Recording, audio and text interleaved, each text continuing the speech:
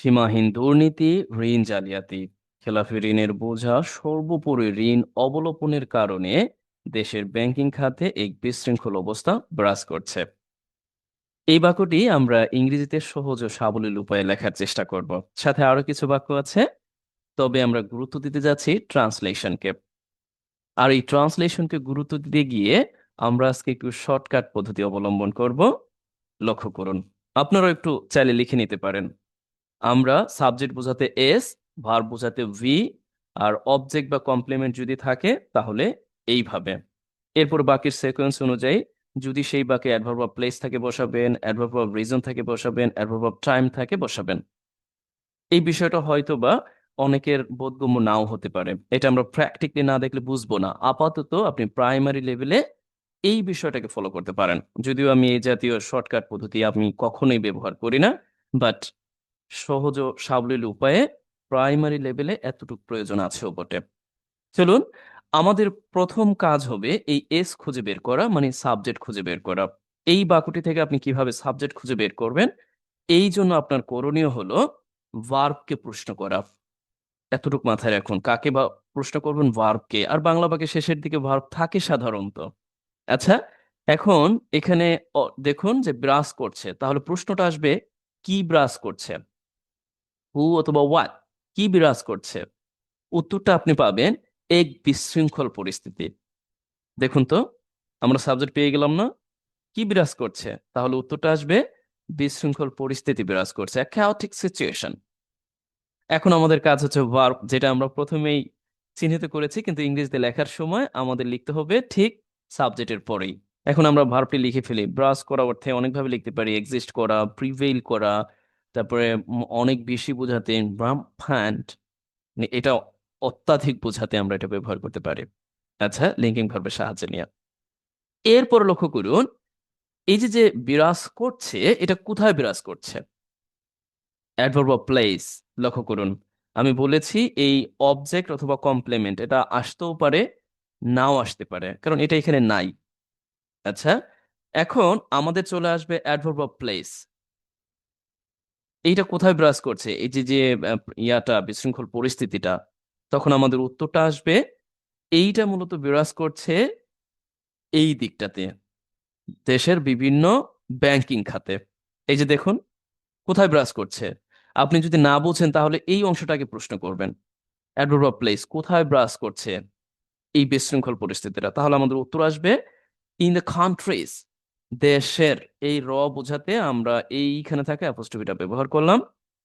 এখন ব্যাংকিং খাত, আমরা ব্যাংকিং সেক্টর ব্যবহার করে দিলাম, হয়ে গেল। This is called prepositional phrase of place, অথবা আপনি অ্যাডভার্বিয়াল ফ্রেজ অফ প্লেস। দেখুন, এই যে যে প্রিপোজিশন এবং অ্যাডভার্বিয়াল ফ্রেজের মধ্যে আমার মনে হয় খুব বেশি একটা পার্থক্য করার দরকার নাই। আপনি চিহ্নিত করতে পারলেই হলো যে this is called prepositional phrase or adverbial phrase. Prepositional phrase বলা হয় ওই যুক্তিতে যেহেতু এই ফ্রেজটি প্রিপোজিশন দিয়ে শুরু হয়েছে, so that is why we can call this is prepositional phrase. আবারও আপনি অ্যাডভার্বিয়াল ফ্রেজ বলতে পারেন এই যুক্তিতে এইখানে মূলত স্থান নির্দেশ করছে। তার মানে এই দুইটা ব্যাপারের মধ্যে আপনার তালগোল পাকানোর কোনো প্রয়োজন নেই। আপনি মূলত এই সিকোয়েন্সটা ঠিক রাখবেন, এটাই আপনার দায়িত্ব। আচ্ছা, এখন অ্যাডভার্ব অফ রিজন, অথবা এটাকেও আপনি বলতে পারেন প্রিপোজিশনাল ফ্রেজ অফ রিজন। বলতে পারেন কি বলে না বলে ধুর ছাই, কোথায় যাই, তাই না? আচ্ছা, এখন এই রিজনটা কি, মানে এই যে যে এইখানে এই সমস্যাটা হচ্ছে, এইটা রিজনটা হচ্ছে কারণে। কারণে কি? কারণে এক এক করে আমরা বলবো এইগুলোর কারণে, এই যে যে এই সমস্যাগুলো আছে এখানে উল্লেখ করা আছে এইগুলোর কারণে। কারণ এই পুরো অংশটা আপনাকে ফ্রেজ আকারে এখানে ব্যবহার করতে হবে, যেটাকে আমরা বলছি প্রিপোজিশনাল ফ্রেজ অফ রিজন। দেখুন, হয়তোবা আপনি একটি ক্লাস বা দুইটি ক্লাস বা তিনটি ক্লাস বুঝবেন না, বা আপনাকে একটু কষ্ট হবে। এই ধারাবাহিকতা বজায় রেখে আপনি যদি বেশি না 15টি ক্লাস বা 12টি ক্লাস একটু দেখতে পারেন, পরবর্তীতে আপনি লিখতে পারবেন অনায়াসেই। আচ্ছা, আমরা আগে লিখি, বক বক পরে করি। এই জায়গাটায় এই যে prepositional phrase of cause or adverbial phrase of cause বা রিজন বোঝাতে এখন আমরা কি ব্যবহার করব? কারণে নির্দেশ করতে টু টু। এখন আমরা এইগুলো এক এক করে দিয়ে দিব। সীমাহীন দুর্নীতি, এই লিস্টটা দিব। দেখুন, আমরা যখন ফ্রেজ তৈরি করছি তখন দারুণ একটা ব্যাপার, এই কারণে দেওয়ার পর এখন আমি আবার এখানে চলে যাচ্ছি, তাই না? ফ্রেজ তৈরি করার সময় এই ব্যাপারটা একটু মনে রাখবো, মাথায় রাখবো। তবে আমরা চাইলে এই ডিউ টু এর পরিবর্তে বিকজ অফ ব্যবহার করতে পারি, কারণ এগুলো দিয়েও আমরা প্রিপোজিশনাল ফ্রেজ অফ কজ তৈরি করি। Because of. আচ্ছা, এখন আমরা এই যে বিকজ অফ ব্যবহার করলাম, এটাকে আমরা প্রিপোজিশনাল ফ্রেজ হিসেবে নিয়ে এখন আমরা এই অবজেক্ট গুলো বসাই দিব। এই যে সীমাহীন দুর্নীতি, ঋণ জালিয়াতি, এটা ওটা। এখন আমরা এর আবার একটা নাম আছে, অবজেক্ট অফ প্রিপোজিশন। এখন কেউ কেউ বলবেন, দিছেন মাথাটা এখনই বিগড়ে দিয়েছেন। মোটেও না, এটার গ্রামাটিক্যাল নাম অনেকে জানতে চান তাই লিখে দিয়েছি। এখন আমরা এই বিকজ অফ বা ডিউ টু এর পরে এক এক করে লিস্টটা দিয়ে দিচ্ছি। দেখুন, এইখানে কারণে এবং লিস্ট শুরু করার সময় আমি এখান থেকে শুরু করছি, বাট এই লিস্ট আপনি যে কোনো জায়গা থেকে শুরু করতে পারবেন। এইটা না, মানে আপনি এটা দিয়ে শুরু করতে পারবেন, এটা তো একটা লিস্ট অবজেক্ট, প্রিপোজিশন অবজেক্ট, কিন্তু আমরা সিরিয়াল মেনটেন করে এখান থেকে শুরু করব। সীমাহীন দুর্নীতি, আনলিমিটেড করাপশন, ঋণ জালিয়াতি। আমরা ঋণ জালিয়াতির ইংরেজি লন ফ্রড, ঋণ জালিয়াতি, ঋণ খেলাফি ঋণের কারণে। তাহলে আমাকে লিখতে হবে খেলাফি ঋণের বোঝা, বার্ডেন অফ। যে অফ যুক্ত করে আমরা এই ঋণের লিখতে গিয়ে অফ যুক্ত করে খেলাফি ঋণ, অফ ডিফল্টেড লোনস, খেলাফি ঋণ। দেখুন, এইগুলো কিন্তু অর্থনৈতিক ভাষা।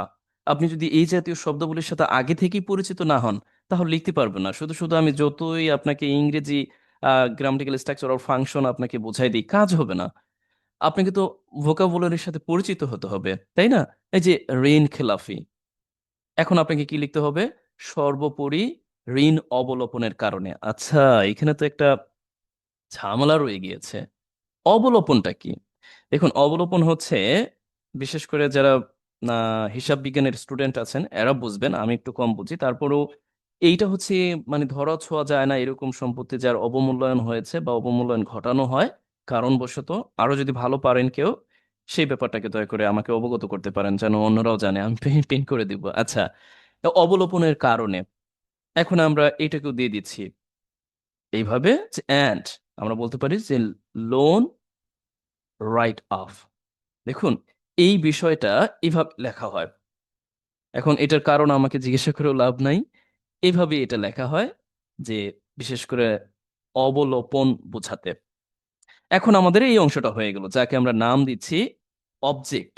এবং এই অবজেক্ট গুলো কিসের? এই যে due to or because of ব্যবহার করেছে এই প্রিপোজিশনাল ফ্রেজের। এখন আমরা একসাথে দেখে নিতে পারি, তাহলেই হয়ে গেল। এই হচ্ছে আমাদের বাক্যটি। দেখুন, a chaotic situation prevailing in the country's banking sector due to unlimited corruption, loan default, and a burden of loans and loan write-off. এখন আসুন, আমি আপনাদের একটা ব্যাপার দেখাচ্ছি। তা হলো, আমি তো আপনাকে এইটা ফলো করে লিখতে বললাম। সত্যিকার অর্থে এটাই কি ফলো করে লিখতে হবে? মোটেও না। আপনি চাইলে এদিক ওদিক করে লিখতে পারেন। এখন যেটা করবেন, আপনি এই ফ্রেজটাকে আগে লিখে ফেললেন। মানে আমি বললাম যে এই ফ্রেজটাকে আপনি এখানে আগে লিখে ফেললেন। আচ্ছা, আগে লিখলে তো আপনাকে এটাকে একটু ক্যাপিটাল লেটারে দিতে হবে। এখন আগে যখন লিখবেন, তখন আপনাকে এখানে একটা কমা নিশ্চিত করতে হবে। এরপরে মূল বাক্যের যে অংশটা আছে, এই অংশটাকে এনে এইখানে আপনার দিয়ে দিতে হবে। তখন এটা ক্যাপিটাল রাখা যাবে না। এই তো হয়ে গেল। এখন আমরা এখানে একটা ফুল স্টপ দেব। তার মানে আমরা কিন্তু এখন দেখুন এইখানে থাকা যে অ্যাডভার্ব অফ রিজনটা আছে, এই অ্যাডভার্ব অফ রিজনকে আমরা একেবারে শুরুতে নিয়ে আসলাম। তো এখন আমি যখন আপনাকে এই যে এই বিষয়টা মুখস্থ করাবো, তখন আপনি কি সবসময় এটা বোধগম্য হবে? মানে সবসময় কি এটা অ্যাপ্লিকেবল? মানে এটা করতেই হবে এমন কোনো কথা আছে? না। তার মানে আপনি আপাতত দৃষ্টিতে এটা জানুন, বাট বৃহত্তর সেন্সে দ্রুত ইংরেজি লেখার জন্য আপনি এই বিষয়টাকে লক্ষ্য রাখতে পারেন। এটা একটা লিস্ট দিয়ে এরপর আপনি লিখে ফেলেন এইটা, এটা আরো ভালো না? তবে ইংরেজি লেখার যে স্বাভাবিক পন্থা, সেটা যদি আমরা বলি, মানে হয় না যে একটা যেটাকে বলে যে সৃজনশীলতা, সেই দৃষ্টিকোণ থেকে তাকাইলে আমরা এইভাবে বা মাধুর্য বজায় রাখা, এই ব্যাপারটাকে আমরা একটু ফলো করতে পারি। তবে আমি যেটা দেখাইছিলাম ঠিক এইভাবে একটু উল্টিয়ে, এটা যে ভুল হবে বা এটা যে আপনার স্কোর কম হবে ব্যাপারটা এরকম মোটেও না। এটাও ভালো, এটাও ভালো, বাট এইটা অপেক্ষাকৃত একটু বেশি ভালো। আচ্ছা চলুন আমরা পরবর্তী দেখার চেষ্টা করি। আশা করছি এই বাক্যটি আপনি বুঝতে পারছেন। যদি এই পর্যায়ে বুঝে থাকেন তাহলে আমি আপনাকে একটা বাড়ির কাজ দিচ্ছি। আর বাড়ির কাজটা হলো পুনঃতফসিলকৃত ঋণ আবারও খেলাপি হচ্ছে। এটা আমি বলে দিব না, এটা আপনারা করবেন। পুনর্তফসিল, এখন বলবেন যে পুনর্তফসিল এখানে সাবজেক্ট কে, কোনটা কি? লক্ষ্য করে নিন স্পষ্ট ভাবে লেখা আছে। আপনি এই ভার্বকে আবারও প্রশ্ন করবেন। আমি সাবজেক্ট আপনাকে খুঁজে দিচ্ছি, আবার প্রশ্ন করুন। খেলাফি হচ্ছে, কি খেলাফি হচ্ছে? পুনর্তফসিলকৃত ঋণ, একসাথে আমরা রিশিডিউল, রিশিডিউলড লোনস। আরো বলে দিব? মোটেও না। আচ্ছা, আবারও বলতে এগেইন আমরা জানি খেলাফি হওয়ার ইংরেজিটা কি? ডিফল্ট মানে হচ্ছে খেলাফি ঋণ। তাহলে এটার সাথে বাকিটা বলবো না, এটা আপনি লিখবেন, অবশ্যই লিখবেন। না লিখলে আপনাকে পরবর্তীতে ভিডিও দেখতে দেওয়া হবে না। আচ্ছা, যারা যারা এই পর্যন্ত দেখবেন অবশ্যই বাকি অংশটা করবেন। আমি ভার্বটাও লিখে দিচ্ছি, কেমন? আচ্ছা, ভার্বটা হলো ডিফল্টিং এগেইন। এখন যদিও আমি পুরোটাই লিখে দিয়েছি, তারপর আপনি সর্বোচ্চ চেষ্টা করবেন আহ এই বাক্যটাকে আবারও লিখে জমা দিবেন। তৃতীয় বাক্যটি লক্ষ্য করি। এটি ব্যাংকিং খাতের জন্য অশনি সংকেত। ছোট্ট বাক্য কিন্তু ঝামেলা আছে, কারণ এখানে আমরা ভার্ব খুঁজেই পাচ্ছি না। তারপর আমরা দেখার চেষ্টা করব, সাধারণত ভার্ব যখন খুঁজে না পাই আমরা লিঙ্কিং ভার্বের সাহায্য নেই, ডু ভার্বের সাহায্য নেই। তাছাড়া আরো কিছু স্বাধীনভাবে আমরা ব্যবহার করতে পারি, এরকম কিছু ভার্ব আছে। আচ্ছা চলুন আমরা একটু দেখার চেষ্টা করি। প্রথমত এটি আমরা সাবজেক্ট হিসেবে পেয়ে গেলাম, এটি। এরপরে আমরা ভার্ব হিসেবে মূলত লিঙ্কিং ভার্বের সাহায্য নিব, ইজ, যখন আমরা ভার্ব বুঝতে না পারবো ইজ ব্যবহার করে দিলাম। এখন আমরা এখানে লক্ষ্য করছি যে ব্যাংকিং খাতের জন্য, জন্য এই অংশটা কিন্তু অ্যাডভার্বিয়াল ফ্রেজ অথবা আপনি প্রিপোজিশনাল ফ্রেজ বলবেন, অশনি সংকেত। আমরা কমপ্লিমেন্ট অর অবজেক্ট হিসেবে বসাই দিতে পারি লিঙ্কিং ভার্বের পরে যে ওয়ার্নিং একটি অশনি সংকেত, অথবা আমরা বলতে পারি যে অমিনাস সাইন, অশুভ লক্ষণ। এখন আমরা এই যে অংশটা কিসের জন্য অ্যাডভার্বিয়াল ফ্রেজ হিসেবে এখানে বসাই দিতে পারি, প্রিপোজিশনাল ফ্রেজ অফ পারপোজ হিসেবে বা অ্যাডভার্বিয়াল ফ্রেজ অফ পারপোজ হিসেবে আমরা বসাই দিতে পারি ব্যাংকিং খাতের জন্য। এখন আপনি মিলাই নেন, জাস্ট একটু বাঁকুড়া তৈরি করে দেন, এইভাবে হয়ে গেল। এখন কেউ কেউ বলবেন স্যার কি যে শিখাইতেছেন, তো এগুলো তো একেবারে পুরোই সহজ। এগুলো কোনো ব্যাপার না। আচ্ছা ঠিক আছে, আমি এমনটাই চাচ্ছি, পুরোপুরি সহজ হোক। পরবর্তী বাক্যটা আমরা একটু লক্ষ্য করি। আচ্ছা এ পর্যায়ে একটু বলি, নিজের ঢোল না নিজে পিটাইলে সমস্যা হয় মাঝে মধ্যে, অ্যাটেনশন পাওয়া যায় না। আচ্ছা, আপনারা এই ভিডিওটি দুই জায়গা থেকে দেখবেন। একটা হচ্ছে আমাদের যে রেকর্ডেড কোর্স আছে সেখান থেকে দেখবেন, পেইড বেসের অংশ হিসেবে পিডিএফ সহ। আর ফ্রিতে আপনি এমনিতেই পাবেন পিডিএফ ছাড়া। এতটুকু না বললেই নয়, চলুন পরবর্তীতে আমরা দেখার চেষ্টা করি। আচ্ছা, না মানে আমি হাসতেছি যে নিজের বিজ্ঞপ্তি মানে বিজ্ঞাপন নিজেই দিচ্ছি এই জন্য আর কি। আচ্ছা, আমানত সংগ্রহের ব্যয় বৃদ্ধি, চাপের, আধিক্য, লাগামহীন দুর্নীতির কারণে ব্যাংকগুলো সুদের উচ্চ হার থেকে বেরিয়ে আসতে পারছে না। দেখছেন? এই যে দেখুন, আধিক্য, লাগামহীন, এই যে সংগ্রহের ব্যয় বৃদ্ধির চাপ, এই ব্যাপারগুলোর ইংরেজি যতক্ষণ পর্যন্ত আপনি না জানবেন, আমার এই সূত্র দিয়ে আপনি কোনো কাজে লাগাইতে পারবেন সম্ভব না। এই জন্য আপনাকে অর্থনীতি সম্পর্কিত ভোকাবুলারির সাথে পরিচিত হতে হবে। ব্যাংকিং সেক্টরের খাত সম্পর্কে ভোকাবুলারি সম্পর্কে আপনার পরিচিত হতে হবে। এখন বলতে পারেন এগুলো কেমনে জানবো? আজকাল জানার উপায় শত শত হাজার হাজার আছে। ইভেন ইউ উইল ফাইন্ড আহ অনেক কিছু আপনি এখানেও পাবেন। আচ্ছা চলুন পরবর্তীতে আমরা একই রকম ভাবে দেখার চেষ্টা করি। এই বাক্যের সাবজেক্ট কি বলুন তো? আমরা সাবজেক্ট কিভাবে খুঁজে বের করবো ইতিমধ্যেই কিন্তু আমরা বলেছি। আমরা ভার্বকে প্রশ্ন করব, আসতে পারছে না। কে আসতে পারছে না? লক্ষ্য করুন তো, উচ্চ হার থেকে বেরিয়ে আসতে পারছে না। মূলত কে আসতে পারছে না? তাহলে উত্তরে আসবে ব্যাংকগুলো। আপনি কি অন্য কোনো গুলোর কথা এখানে বলা হয়েছে আসতে পারতেছে না? আসতে পারতেছে না ব্যাংকগুলো, তাহলে আমরা সাবজেক্ট হিসেবে ব্যাংক বসাই দিই, ব্যাংক। এখন আমরা ভার্ব তো এখানেই পাচ্ছি, পাচ্ছে না। আমরা এটাকে চাইলে কয়েকভাবে লিখতে পারি। আমরা মোডাল অক্সিলারি ভার্ব দিয়ে লিখতে পারি, স্বাভাবিকভাবেও অক্সিলারি ভার্ব আর ব্যবহার করেও করতে পারি। ক্যানট গেট আউট, আসতে পারছে না। কোথা থেকে আসতে পারছে না? উচ্চ সুদের হার থেকে আসতে পারছে না। দেখুন, একেবারে স্বাভাবিকভাবে এটার ব্যবহারটা লক্ষ্য করে অবজেক্ট অফ প্রিপোজিশন হিসেবে, কারণ গেট আউট অফ একসাথে আমরা মানে আমরা ফ্রেজাল ভার্ব হিসেবে আমাদের প্রয়োজন আমরা ব্যবহার করে থাকি। তো object of preposition of high interest, কারণ এই যে গেট আউট অফ একসাথে আমরা একসাথে দেখলে বুঝবো হাই ইন্টারেস্ট রেট, এইটা থেকে বেরিয়ে হয়ে আসতে পারতেছে না। অথবা আপনি এখানে চাইলে ফর্ম দিতে পারতেন বা অন্যভাবে লিখতে পারতেন, সমস্যা নেই। এরপরে দেখুন এই কারণে যুক্ত অংশটা পুরোটাই আপনি এখন এই যে এখানে থাকা যে অংশটা আমরা প্রথমে শিখলাম এটার সাথে সম্পৃক্ত, যে prepositional phrase of cause of reason or adverbial phrase or cause of reason, এখন আপনি বসায় দিবেন, হয়ে গেল। এখন আপনি এই অংশটা বসায় দিবেন, এই যে এই অংশটা, পুরো অংশটা বসায় দিবেন। তাহলে কারণে অর্থ দিতে আপনি এখানে প্রথমত কি ব্যবহার করতে পারেন? ডিউ টু, অথবা রিজন অফ, বা অ্যাট্রিবিউটেবল টু, উইং টু, আরো আছে। এখন আমরা দিব আমানত সংগ্রহের ব্যয় চাপের আধিক্য লাগামহীন ও লাগামহীন দুর্নীতি। এখন আমরা এইটাও লিখতে পারি আগে, মানে এখানকার যে অবজেক্ট গুলো আছে এক এক করে আমরা লিখে দিব। আমরা এই এক্সেসিভ যে প্রেশার, আমরা বলতে চাপের আধিক্য, মানে অত্যাধিক, টু প্রেশার অফ হোয়াট, ব্যয় সংগ্রহের বৃদ্ধি, এরকম। আচ্ছা, সংগ্রহে ব্যয় বৃদ্ধি, এটা আমরা লিখতে পারি এক্সেসিভ প্রেশার অফ। এখন আমরা এই অংশটা লিখে দিব। আচ্ছা, এক্সেসিভ অফ রাইজিং কস্ট, এটা আপনার বুঝতে হয়তো একটু জটিল মনে হতে পারে যে ধুর ছাই বুঝতে পারছি না, তাই না? আমি বোঝাই দেবো, সমস্যা নাই। দেখুন, যে আমরা কারণে লিখলাম, এরপর আমাদের লিখতে হবে এই ব্যাপারগুলো, যে এই যে আহ, অত্যধিক চাপ, the excessive pressure of rising cost।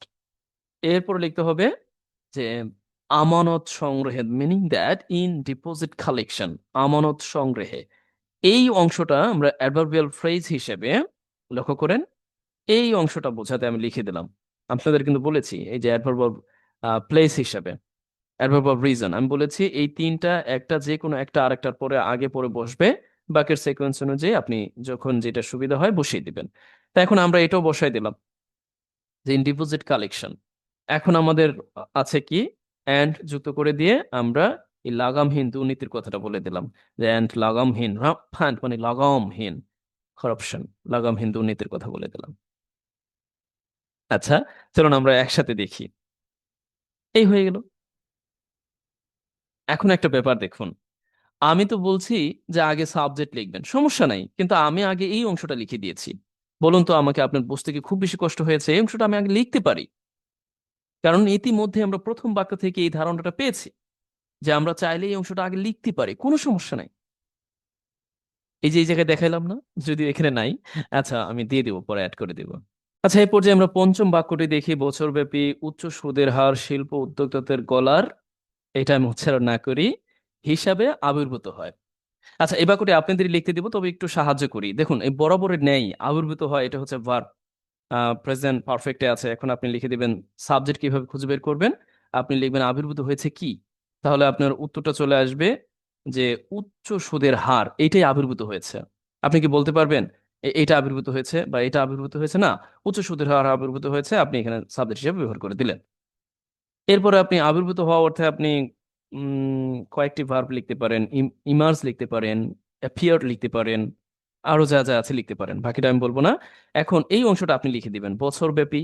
বছরব্যাপী বলতে আহ এটা আপনি লিখবেন। আচ্ছা, এরপরে হচ্ছে শিল্প উদ্যোক্তাদের জন্য গলার, এই যে যে ইয়াটা আছে, এই ইংরেজিটা আমি বললাম না, মানে বাংলাটা, এইটা আপনি লিখে দিবেন। কঠিন হবে তাই না?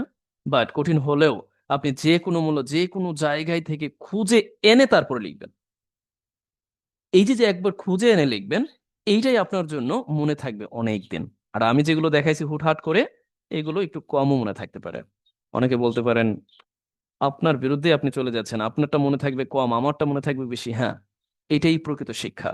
আপনি যদি আমার এই কথা মতো এই বিষয়টাকে সার্চ দা দেখার চেষ্টা করেন, বা এই বিষয়টাকে সার্চ দা দেখার চেষ্টা করেন, বা আপনি একটু অনুধাবন করার চেষ্টা করেন, হয়তোবা আপনি প্রত্যেকটা বিষয় সার্চ দিতে পারবেন না, আমার এখানে আছে, বাট যেটা আমি বলছি এইটা যদি চেষ্টা করেন, এইটা আপনার অনেকদিন মনে থাকবে।